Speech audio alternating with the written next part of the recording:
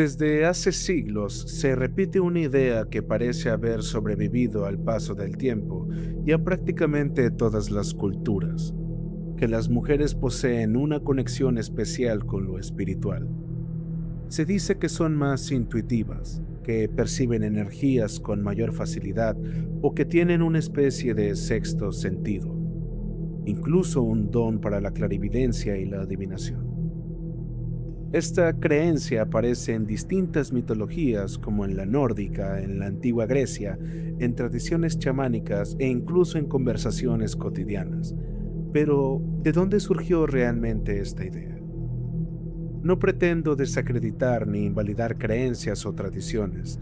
Mi objetivo es explorar el origen, la importancia y el significado de lo sagrado que las mujeres representaban en aquellas culturas y comprender por qué tantas civilizaciones las asociaron con el mundo de lo espiritual. Soy Demen y bienvenido a Lenguas Muertas.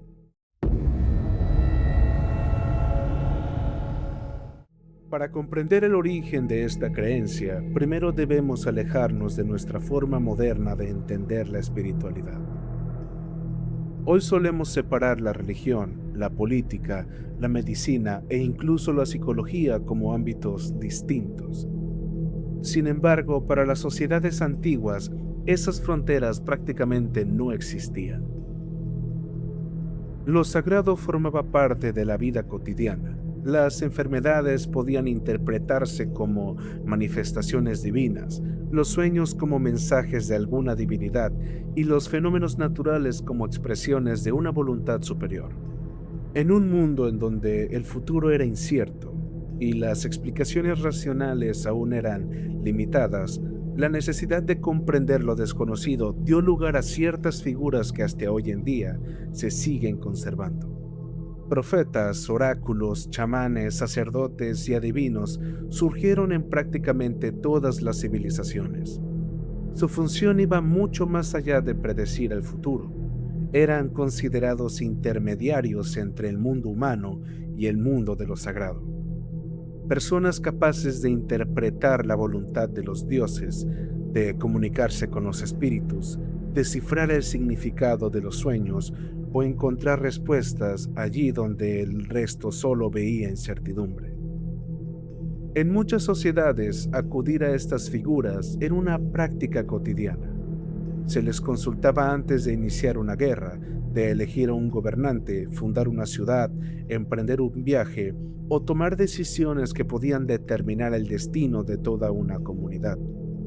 También intervenían en rituales de sanación, ceremonias religiosas, funerales, nacimientos y festividades, convirtiéndose en piezas fundamentales de la vida social y espiritual.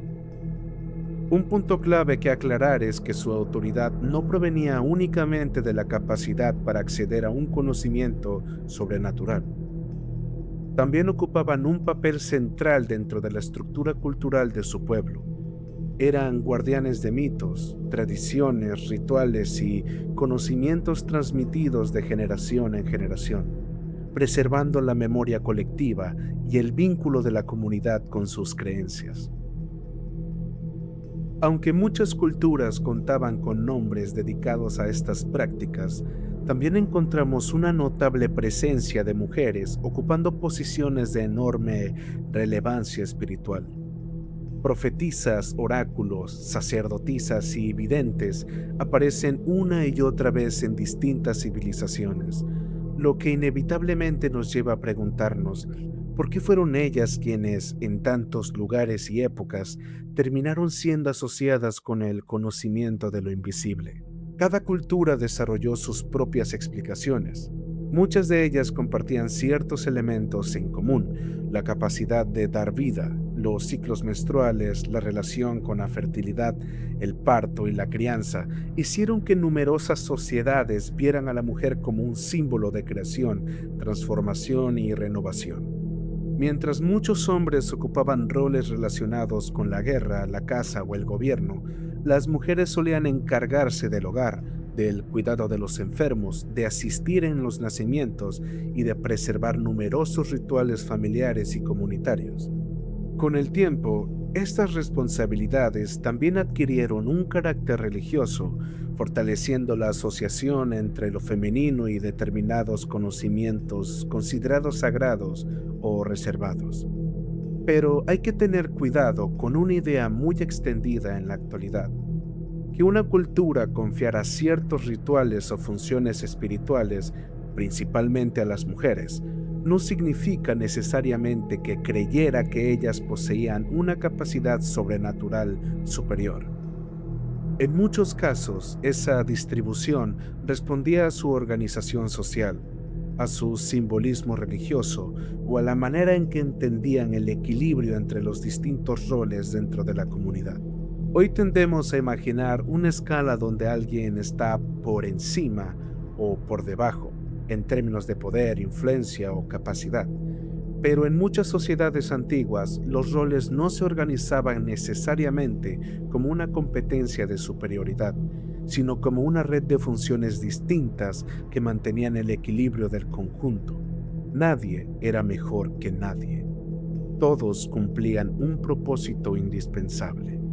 Un guerrero, un sacerdote, un agricultor o un vidente no eran vistos como más o menos, sino como piezas que cumplían tareas diferentes dentro de una misma estructura viva. El valor de cada uno no dependía de dominar a los demás, sino de sostener aquello que le correspondía sostener. Lo espiritual no era un espacio separado que mandaba sobre los demás ámbitos, sino uno más dentro del tejido social. Y quienes lo habitaban no necesariamente eran vistos como superiores, sino como necesarios.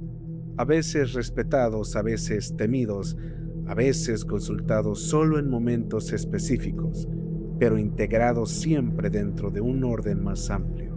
Y en ese equilibrio, la diferencia no implicaba necesariamente desigualdad, implicaba función, relación y sentido dentro de una misma totalidad. Esto era una forma de ordenar el mundo. Cada sociedad construye sus propios lenguajes simbólicos y dentro de esos lenguajes ciertos roles terminan asociados a lo femenino o a lo masculino, pero no por una superioridad inherente, sino por el lugar que ocupan dentro de la vida cotidiana y de la imaginación colectiva. Dentro de este mundo de presagios, destinos y fuerzas invisibles aparecen las volvas, quienes eran mujeres asociadas a la adivinación y al conocimiento de aquello que no era evidente a simple vista. No eran figuras marginales ni aisladas, sino personas reconocidas dentro de sus comunidades, llamadas cuando era necesario comprender lo que estaba por venir o interpretar aquello que ya estaba ocurriendo a un nivel más profundo. Su práctica estaba ligada al Seder, una forma de magia ritual dentro de la tradición nórdica. El Seder no puede reducirse fácilmente a una sola definición, pero suele describirse como un conjunto de prácticas relacionadas con el trance, la profecía, la manipulación simbólica del destino y la comunicación con lo invisible. Las fuentes históricas describen a estas mujeres llegando a los asentamientos cuando eran convocadas. Su presencia no era cotidiana, sino ceremonial. Eran recibidas con respeto, se preparaba un espacio para ellas y en muchos casos se les ofrecía hospitalidad como parte del ritual mismo. Uno de los elementos más característicos de su figura era su bastón ceremonial, que aparece en varios relatos como un objeto asociado a su práctica. También mencionan cantos, estados de trance y rituales colectivos en los que la comunidad participaba de alguna forma, ya sea de manera directa o como testigo. Durante el ritual, la volva podía entrar en un estado de conciencia alterado, desde el cual ofrecía visiones, advertencias o interpretaciones. No se trataba únicamente de predecir el futuro, en un sentido literal, sino de dar la forma a una lectura del destino que la comunidad pudiera comprender y asumir. El Seder no era solo una técnica, sino una forma de relación con lo invisible, una manera de acercarse a aquello que no podía controlar, pero sí interpretar. Aquí es donde la figura de la volva adquiere un verdadero peso, no como alguien separado del mundo, sino como alguien situada en el límite entre lo invisible y lo invisible, entre lo humano y lo que se percibía como sagrado. En el mundo griego, uno de los ejemplos más conocidos de esta relación entre lo femenino y lo oracular es la Pitia, quien era la sacerdotisa principal del oráculo de Apolo en Delfos, uno de los centros religiosos más importantes de la antigua Grecia. Su papel no era secundario ni decorativo, era el punto de contacto entre quienes buscaban respuestas y aquellos que se entendían como la voluntad de Dios. Las personas acudían a Delfos desde distintas regiones del mundo griego. Reyes, generales, ciudades enteras y ciudadanos comunes consultaban el oráculo antes de tomar decisiones importantes. El proceso oracular estaba rodeado de rituales. Antes de pronunciar sus respuestas, la Pitia realizaba ceremonias de purificación y entraba en un estado de trance dentro del templo. Desde allí, emitía palabras o frases que luego eran interpretadas y organizadas por los sacerdotes del santuario, convirtiéndose en respuestas comprensibles para quienes consultaban. Lo interesante de su figura es que, al igual que ocurre con las volvas en el norte, no se trataba de una autoridad basada en el poder político o militar, sino en la capacidad de ocupar un espacio intermedio, el de la interpretación de lo invisible. El caso griego tiene una particularidad.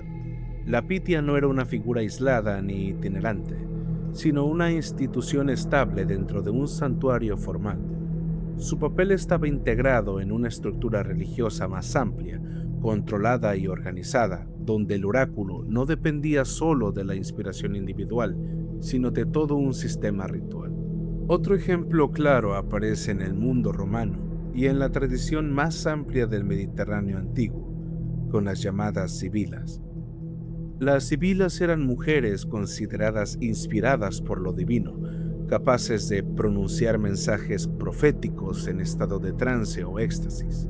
A diferencia de la Pitia de Delfos, no estaban ligadas a un solo santuario ni a una institución fija. Su figura aparece dispersa en distintos lugares del mundo antiguo, como voces proféticas asociadas a templos, cuevas o espacios considerados sagrados. Con el tiempo, su imagen se volvió tan influyente que incluso fue recopilada en textos y tradiciones posteriores, donde se les presenta como portadoras de profecías antiguas, a veces fragmentadas, a veces enigmáticas, pero siempre vinculadas a lo sagrado. En otros lugares del mundo, como en diversas tradiciones de Asia Central y Siberia, encontramos algo aún más amplio, el chamanismo. Allí no existe una figura única equivalente a la volva o a la pitia, sino una función compartida por hombres y mujeres que entraban en estados de trance para comunicarse con el mundo espiritual, interpretar enfermedades o guiar a la comunidad. Lo importante no es el género de la figura, sino la capacidad de atravesar ese límite simbólico entre lo visible y lo invisible. Sin embargo, incluso allí, en muchas comunidades, las mujeres ocupaban un lugar especialmente asociado a la sanación, al cuidado y a ciertos tipos de rituales relacionados con el ciclo de la vida. Y si se observa el conjunto, desde el norte de Europa hasta el Mediterráneo, desde Grecia hasta tradiciones chamánicas más amplias, el patrón vuelve a repetirse de distintas formas, y en muchos casos figuras femeninas ocupando ese espacio. Al fin y al cabo, el ser humano siempre ha necesitado darle un rostro a aquello que no comprende. Lo invisible, el destino, la muerte, el nacimiento o el misterio rara vez permanecen como ideas abstractas. Casi siempre terminan representándose a través de símbolos, historias y personas. Por eso, cuando una cultura observa que es la mujer quien trae una nueva vida al mundo, quien acompaña en los primeros años de existencia, quien conoce los ciclos del cuerpo y quien ocupa un lugar fundamental en el cuidado de la comunidad, esas experiencias dejan de ser únicamente cotidianas. Poco a poco comienzan a adquirir un significado aún más profundo. Es entonces cuando la realidad y el símbolo empiezan a entrelazarse.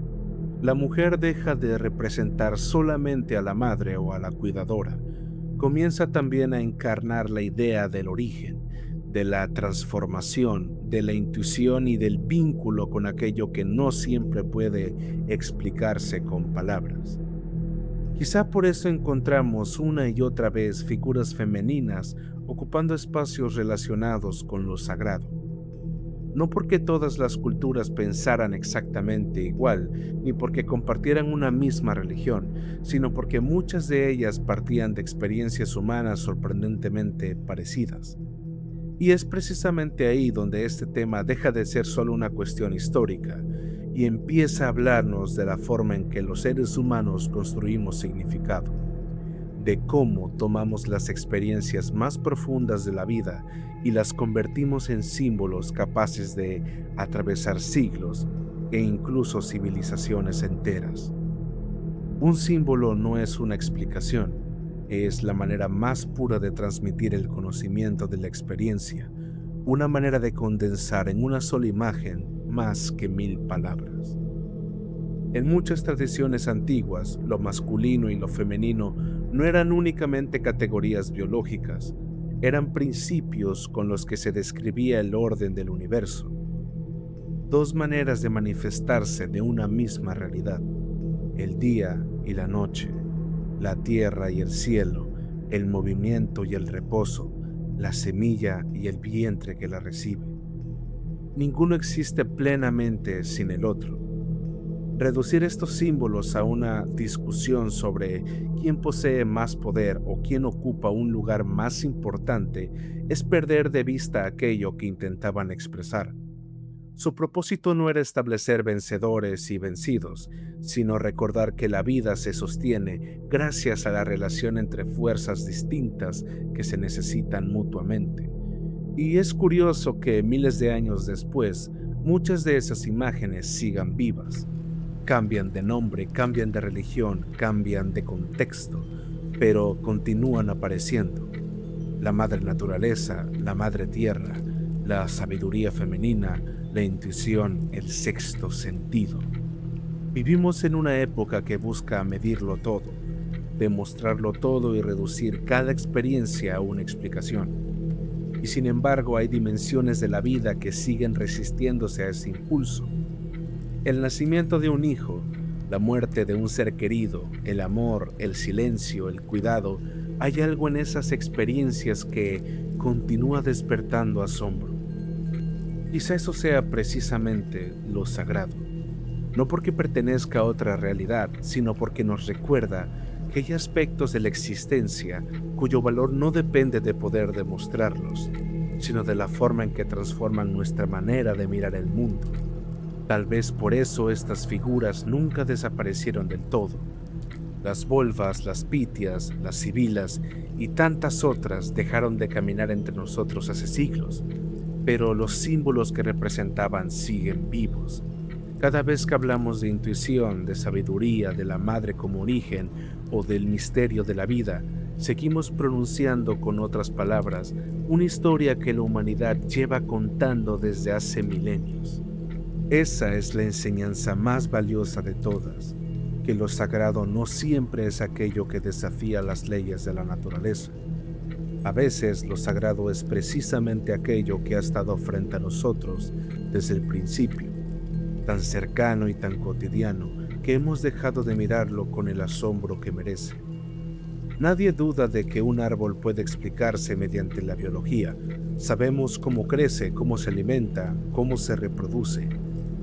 Pero ninguna de esas explicaciones elimina la posibilidad de contemplarlo con asombro. Lo mismo ocurre con el ser humano. Podemos explicar el nacimiento desde la medicina, podemos comprender el embarazo desde la biología, podemos describir el cuidado desde la psicología o la antropología, pero ninguna de esas explicaciones agota el significado de esas experiencias. Saber cómo ocurre algo no es lo mismo que comprender lo que significa. Eso fue lo que muchas culturas intentaron expresar cuando colocaron a la mujer en el centro de tantos símbolos religiosos. No estaban negando la realidad material, sino reconociendo que dar vida, alimentar, cuidar, acompañar el crecimiento, sostener una comunidad, merecía ser contemplado con una profundidad distinta. Y si después de todo este recorrido hay algo que vale la pena conservar, no es la idea de que una mujer sea sagrada por encima de un hombre, ni que un hombre lo sea por encima de una mujer. Es recordar que existen realidades que merecen ser contempladas con respeto, precisamente porque hacen posible la vida.